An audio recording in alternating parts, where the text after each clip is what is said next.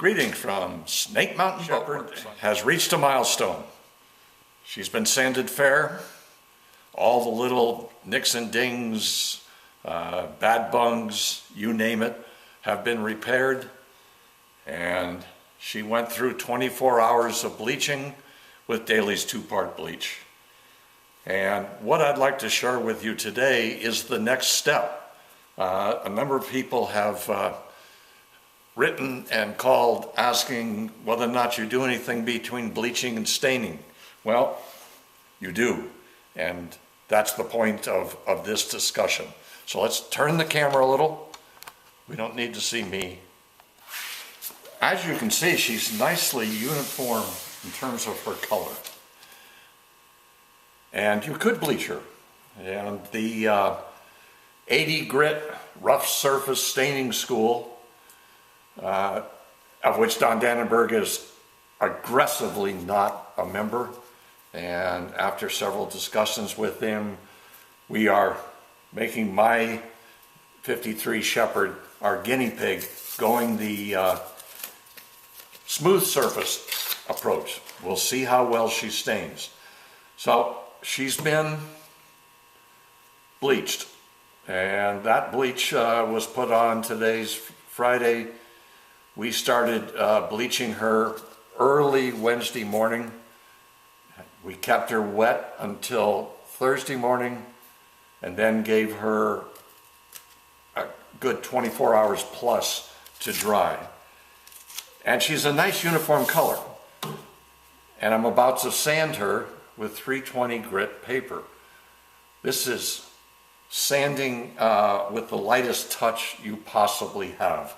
As you can see, there's some discoloration here, and if there were any way to show it on this medium, you would also see that the bleach, even though the wood had been sanded to 220 using the Dannenberg succession of 60, 80, 100, 120, 150, 180, 200, and 220.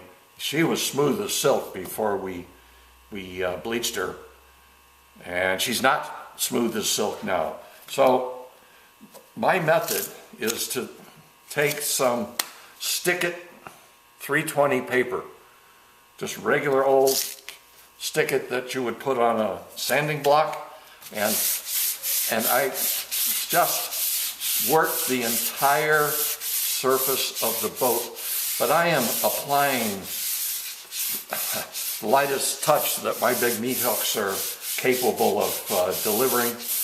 And now, after just a few passes, she's beginning to regain her silkiness. You can see that some of that odd discoloration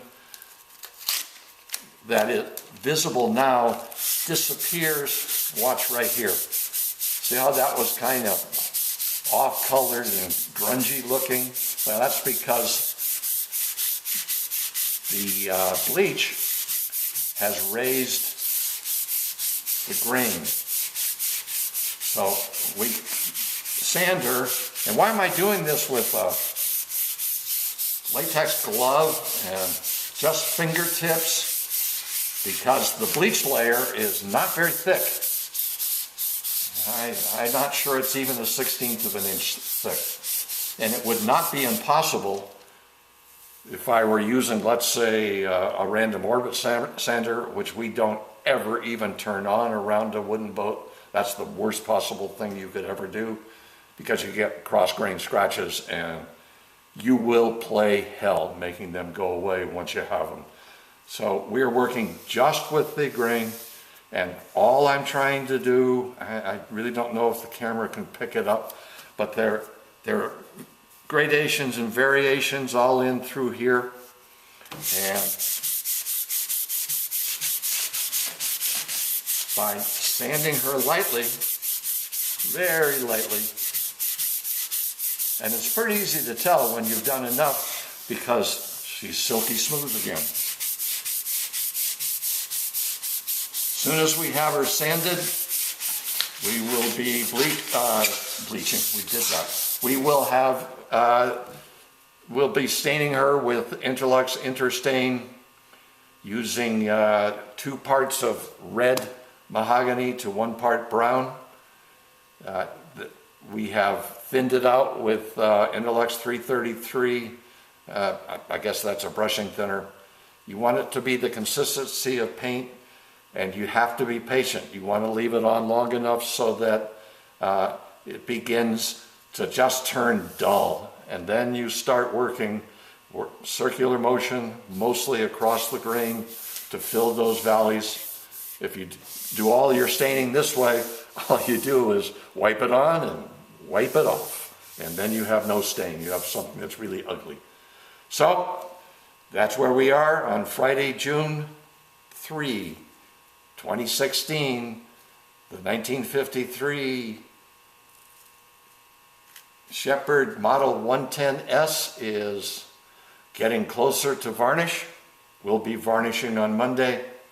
And boy, did things go fast then. Her Purple Monster dual quad 4 331 Hemi is within a week of being finished, and I'll be going out to Michigan to bring her home, and things will go together. And if everything goes right, by mid to late June, we will have her in the water. And I can't wait to shoot that video. So thank you very much, and bye-bye for now from Snake Mountain Boatworks.